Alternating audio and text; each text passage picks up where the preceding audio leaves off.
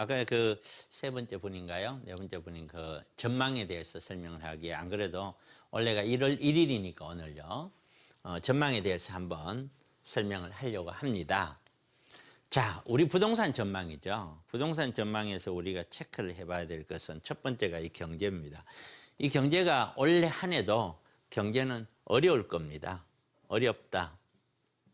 정부 입장에서는 작년보다는 경제 성장률이 플러스로 올라서고 약 한 3.2%까지 올라갈 거다 이런 얘기를 하는데 분명히 여기서 어렵다라고 제가 표현하는 분야는 경제 성장률이 작년보다 더 낮다 이 뜻이 아니고 경제 성장률은 더 높은데 가장 어려운 것이 바로 일자리입니다. 일자리. 지금 현재에도 우리가 뭐 코로나 방역을 전 세계에서 뭐 잘했고 다른 나라의 OECD 국가 중에서는 성장률이 잘 되고 있고 여러 가지 얘기가 나오고 있지만 해결이 안 되는 게 딱 이거예요. 젊은 층에 대한 일자리가 줄어버렸다는 거죠. 젊은 층에 대한 일자리가 마지막 보루거든요. 그 일자리까지 늘어나면서 경제가 플러스되면 그건 진짜 경제가 이제 살아난 거예요. 그래서 미국도 항상 경기가 좋으냐 나쁘냐를 판단할 때 마지막 보루를 일자리로 보는 거예요. 그만큼 일자리라는 것이 중요해요. 그렇지 않으면은 돈이 많이 가진 사람이나 기업이나 특수 사람들에 의해서 전체 사람이 아니라 그 사람들이 의해서 소득이 높아져서 전체 국민 경제가 살아났다는 거죠. 좀 쉽게 설명하자면 삼성이 잘 돼버려도 전체 경제 성장률이 되죠. 그러나 삼성하고 관계없는 사람은 돈 하나도 못 벌죠. 그거하고 똑같은 것이다라는 거예요. 그래서 일자리 문제는 그리 호락호락해야 할 것 같지는 않다. 쉽지는 않겠다. 그래서 경제는 역시 조금은 더 회복하겠는데 경제가 회복하면 어떤 현상이 일어나냐면은 첫째가 금융의 대출 금리라고 그러죠. 금리가 올라가요. 그러면 지금 영끌이 됐든 뭐가 됐든 대출을 받았던 사람은 원래부터 대출 이자가 더 많이 나갈 거라는 생각을 하시면서 가셔야 돼요. 부담이 그만큼 더 커진다는 뜻이에요. 이게 회복이 되면은. 그 다음에 또 하나는 회복이 되면은 돈의 흐름이 투자 방향으로 흘러가요. 우리가 얘기하는 부동산 투자, 우리 구입하는 이런 얘기하는 게 아니고 여기 그런 거는 생산성 있는 투자를 얘기하죠. 기업들 투자. 이쪽으로 돈이 많이 흘러가게끔 되어 있어요. 자재를 구입하거나 이런 쪽으로. 그러면 그만큼 돈의 흐름이 어디 갈지를 몰라서 정부 입장으로 보면 투기고 우리 입장에서 보면은 투자인 부동산이나 주식이나 이쪽으로 흘러가는 것들이 주식 쪽으로는 좀 더 갈 수 있고요. 부동산 쪽으로는 좀 더 어려워질 확률이 높아져요. 여기에. 그런 것들도 같이 기대를 한번 보면서 생각하셔야 되고. 그 다음에 우리 사회적으로 우리 하나 체크를 해야 될 것은 우리가 OECD 국가 중에 출산율이 최하위예요. 최하위. 어느 정도냐면은 현재 우리나라는 부부가 두 사람이죠.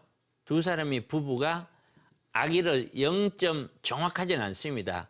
0.9명 정도 낳아요. 0.9명.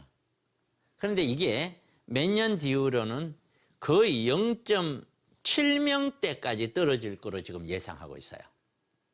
그 이야기는 우리 인구가 본격적으로 우리 인구가 역사상 단군 이래 처음으로 인구가 작년에 줄었고 올해도 줄 것 같다라는 것이죠. 그러면서 고령화는 점점 심해져요. 자, 그러면은 고령화가 심해지니 연세 드신 분들 고령층을 그래도 굶게 할 수는 없잖아요. 고령층에 대한 복지 늘어나겠죠. 두 번째, 아이를 이렇게 적게 낳으면은 만약에 이 상태대로 계속 방치를 해둬버리면은 향후에 약 한 40년 뒤에는 우리나라 인구가 2천만 명으로 줄은다는 얘기가 있어요. 그러니까 출산율을 높이기 위한 복지를 또한 높여야 됩니다. 어쩔 수 없이. 자, 정치요.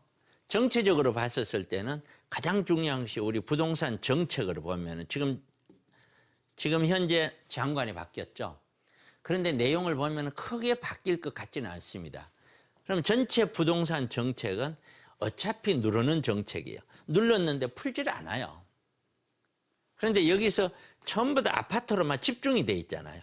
이 집중화되어 있는 것들을 얼마만큼 분산을 시키느냐.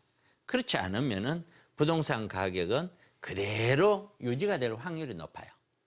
자, 이런 것들을 다 통틀어 봤었을 때 적어도 올해 21년은 현재 상태로는 그래요.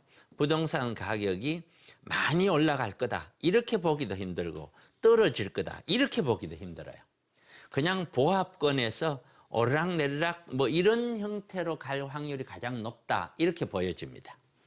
이것이 제 개인적인 생각이고요.